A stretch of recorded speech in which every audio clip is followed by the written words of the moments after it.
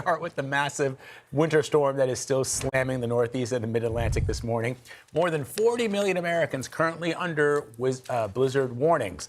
Travel, of course, is dangerous. The strong winds could knock out power.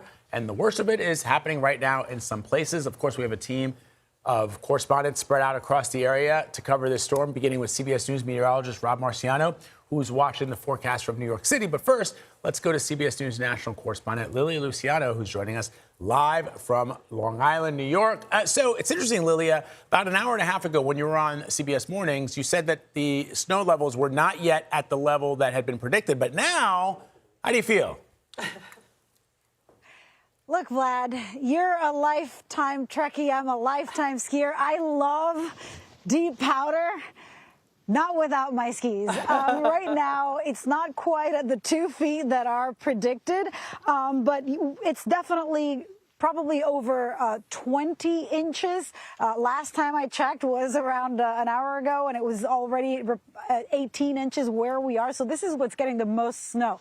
The good news is that what they had predicted is that it was going to be flooding in coastal areas, and we're right by the water. Fortunately, we have not experienced any of that flooding, so the water hasn't really come in. That makes it a lot more pleasant. What is happening, as you can see right on my face, is a lot of wind.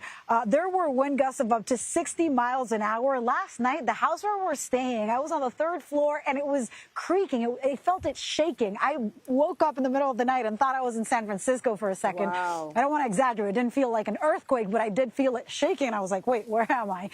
It's very loud. The wind howling, we experienced that through the night. And as you can see, I mean, everything is covered in snow. This area is not used to seeing this much snow.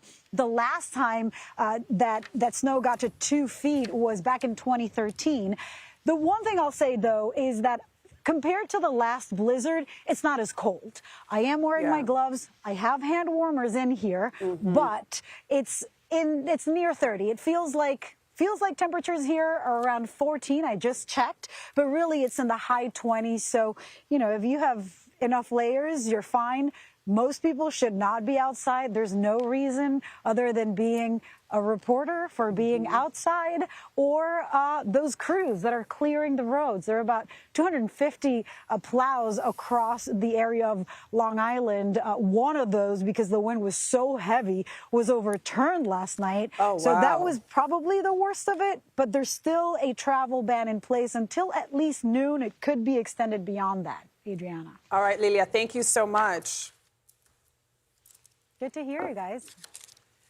You were just talking about those crews and how that one flipped over. You know, what are the other challenges that emergency officials are facing?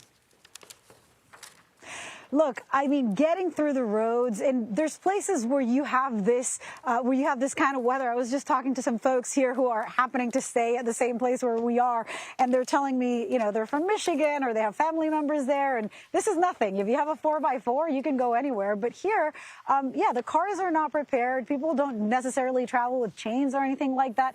So, I mean, it's, as you know, it's a snow day in New York for all of your kids. But I think it's just challenging to get through the roads. They're trying to make their way, but the wind just makes it pretty dangerous.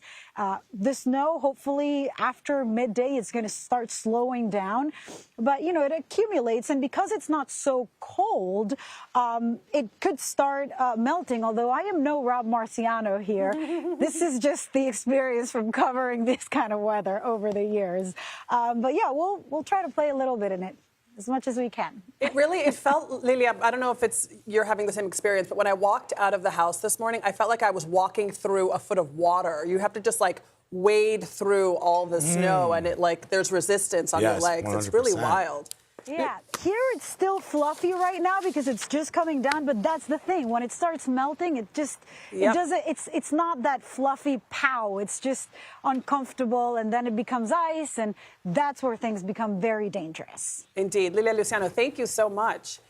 And this massive storm is causing major travel disruptions, as you can imagine. More than 10,000, yes, 10,000 flights have already been canceled since Sunday, and it's not clear when things will start to get back to normal.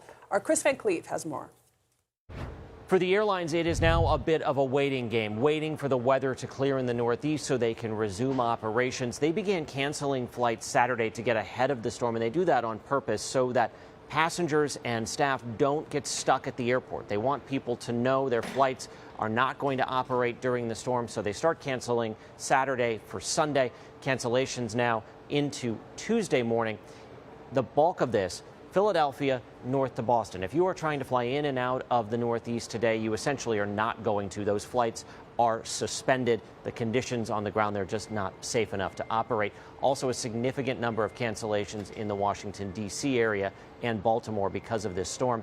The airlines aim to resume operations on Tuesday as the conditions improve. It will depend a bit on what the situation on the ground is. So far, more than 1,300 cancellations. That will grow for Tuesday. A lot of those primarily New York and Boston. Back to you. Thank you so much. CBS News meteorologist Rob Marciano is out in it. He is in New York tracking the forecast. Rob, what's the latest? Hey, how about this? It's brutal. Okay, the only people we see down here, comes another one, are people that are walking their dogs. And a couple of crazies like me who like to be out in the weather. But, I mean, if you're out here for more than a few minutes, you start to freeze. We're on the west side of Brooklyn. That is the Williamsburg Bridge. You can't see across it to lower Manhattan because the wind is just ripping down the East River, blowing the snow sideways, and just hitting you right in the kisser, and it hasn't let up at all, and it just keeps getting colder and windier. So even though the center of this thing is east of us and really going to take it to eastern New England here in the next 6 hours, the backside of this is just as bad because it keeps growing and expanding. So let's go through some of these, some of the weather, the situation here with the weather and this storm. Textbook, unfortunately, nor'easter blizzard with a rapid intensification overnight, dropping well over 30 millibars in 24 hours and continues to intensify. So that dynamically cools the column and it turns the wet snow into drier snow and cranks the winds like we're seeing. And because of that, the blizzard warnings remain up for like a 700-mile stretch of the northeast coastline. It's really, really remarkable stuff. Winds have gusted in eastern Long Island. Not sure if Lilia said this, but over 80 miles an hour. So we've seen winds gusts at JFK at 60, higher than that in parts of Queens. So everybody is verifying, it seems like, as far as seeing a blizzard, which is sustained winds of 35 miles per hour for 3 hours or more and visibilities of less than a quarter mile. And I think that's fair to say we're experiencing that right now. We will see things diminish, but not until really after noon today, and then eastern New England won't see things die down until tomorrow morning. So a historic blizzard, no doubt about that. We've already seen snowfall totals 1.5 feet. We'll see them over 2 feet in some spots. Great day at Snow Day and stay inside. I don't think if you're a kid, guys, that you should be going out in this stuff just yet. Let parents keep them in until at least later on this afternoon. Whew, back to you in the studio. Good advice, Rob. Hopefully there's a car you can go warm up in. Thanks, Rob.